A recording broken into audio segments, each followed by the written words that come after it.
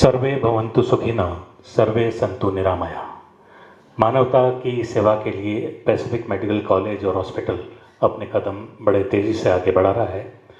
Pacific medical college में समय समय पर नेशनल और इंटरनेशनल लेवल की कई कॉन्फ्रेंसेस ऑर्गेनाइज की जा रही हैं। इसी श्रृंखला में एक कॉन्फ्रेंस जो आज यहाँ आयोजित की जा रही है, उसके बारे में हम जानकारी चाहते हैं प्रोफेसर डी.पी. अग्रवाल साहब, vice chancellor Pacific medical college से। इस कड़ी में पैसिफिक मेडिकल कॉलेज के संस्थापक, चेयरमैन और मैनेजमेंट ने ये डिसाइड किया है कि कोक्लियर इम्प्लांट की फैसिलिटी, सर्जरी जो हिंदुस्तान में बहुत चुनिंदा जगह होती है और जन्म से बहरे बच्चों को इसके लगाने के बाद सुनाई देने लगता है और उसके उपरांत वो बोलना भी शुरू कर देते हैं और इस सर्जरी की लागत 6 से 8 लाख रुपए आती है। ऐसे 7 केस चिन्हित किए हैं पैसिफिक मेडिकल कॉलेज के चेयरमैन और उन्होंने अनाथ आश्रम के बच्चे भी हैं उनमें, और इसमें 80 से 90% तक का अनुदान जो है पैसिफिक मेडिकल कॉलेज के चेयरमैन राहुल अग्रवाल जी, बी.आर. अग्रवाल जी और आशीष जी अग्रवाल जी के द्वारा दिया जा रहा है। यह एक अत्यंत सराहनीय कदम है और इस सर्जरी को करने के लिए पद्मश्री डॉक्टर हंस दिल्ली से आए हुए हैं और इस तरह की सर्जरी आगे निरंतर चलती रहेगी, इसी आशा के साथ इस कार्यक्रम का शुभारंभ किया गया। मुद्दतें हो गई यूँ चुप रहे थे, कोई सुनता तो हम भी कुछ कहते।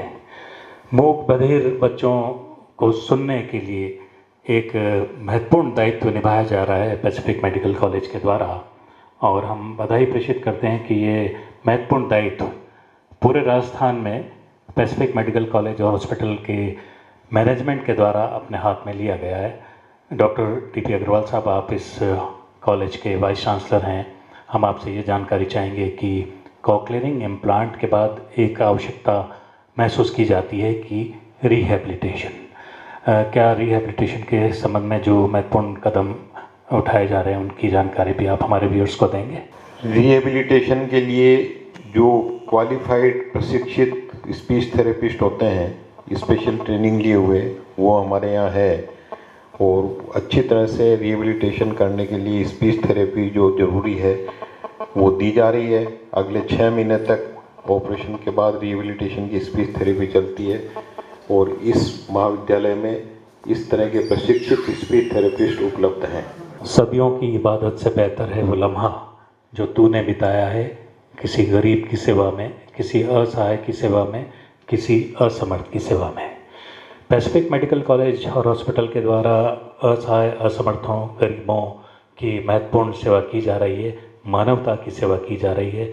Doctor DP. अग्रवाल साहब, हम आपसे ये जानना चाहेंगे कि ये जो महत्वपूर्ण कदम उठाए जा रहे हैं हॉस्पिटल के द्वारा, ये कदम चरणबद्ध तरीके से आगे भी चलते रहें और कोक्लियरिंग इम्प्लांट जो कि एक बहुत महंगा उपकरण है जिसे गरीब, असहाय, असमर्थ लोग नहीं लगा सकते हैं, अगर वो फ्यूचर में भी, भविष्य में भी लगवाना चाहें तो इसके लिए वो क्या कुछ करें?